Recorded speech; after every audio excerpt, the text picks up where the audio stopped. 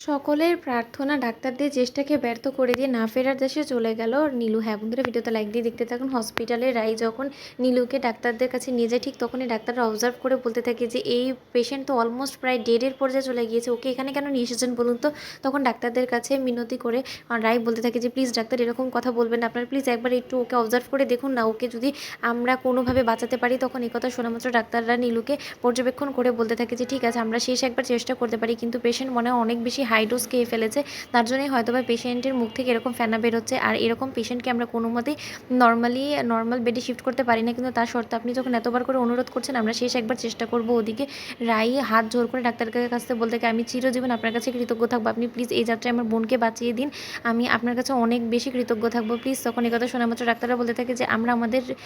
বেস্টটা দিয়ে ট্রাই করব, কিন্তু এখন কি হবে আগামীতে আমরা কোনো কিছুই বলতে পারছি না। ওদিকে রাইয়ের মা কান্নায় ভেঙে পড়ার বলতে থাকে যে রাই কি হবে এবার, মা আমার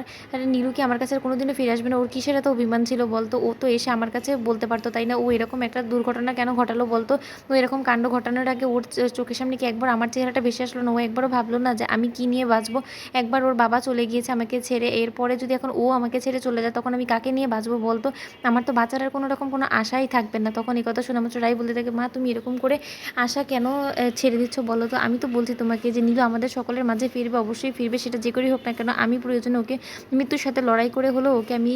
ফিরিয়ে আনবো, তুমি এত ভাববে না বলো তো, তুমি এত সহজে যদি ভেঙেছো তাহলে আমরা কাকে দেখে সাহস পাবো। ওদিকে অনির্বাণ এবং সূর্য যখন হসপিটালে চলে আসে তখন অনির্বাণ বলতে থাকে যে রাই তুমি তো তখন আমার কোনো কথাই শুনলে না, আমাকে রেখে ওখান থেকে এখানে চলে এলে। ওদিকে অনির্বাণের দিকে তাকিয়ে রাই জড়িয়ে ধরে বলতে থাকে যে অনির্বাণ তুমি আমাকে ক্ষমা করে দিও, আমি তোমাকে একা ফেলে ওখানে চলে এসেছি। তখন অনির্বাণ বলতে থাকে যে সেসব কথা বাদ, আমি কোনো কিছু মনে করিনি, কিন্তু এখন নীলুর কি কন্ডিশন সেটা বলো। ওদিকে সূর্য বলতে থাকে হ্যাঁ রাই আমাকে বলো নীলুর কি কন্ডিশন। তখন সূর্য কোনো কিছু জিজ্ঞেস করা মাত্রই রাইয়ের মা চটে গিয়ে সূর্যকে বলতে থাকে যে একদম খবরদার তুমি ন্যাকামি করার চেষ্টা করবে না, তুমি কি জানতে চাও যে আমার মেয়েটা মরে গিয়েছে কিনা, সেটাই তো তুমি জানতে এসেছো তাই না, তুমি তো এটা দেখার জন্য অধীর আগ্রহ অপেক্ষা করছিলে এতদিন ধরে, নয়তোবা তুমি আমার মেয়েকে একের পর এক আঘাত এরকম করে কি করে দিতে বলো তো। তুমি এতটাই অমানুষ হয়ে গিয়েছো সূর্য যে তুমি এখন আসলে মানুষের মধ্যে ভেদাভেদ করাটাই ভুলে গিয়েছো। তুমি আমার মেয়েকে যে পরিমাণে কষ্ট দিয়েছো তার জন্য আজকে আমার মেয়ে এত বড় একটা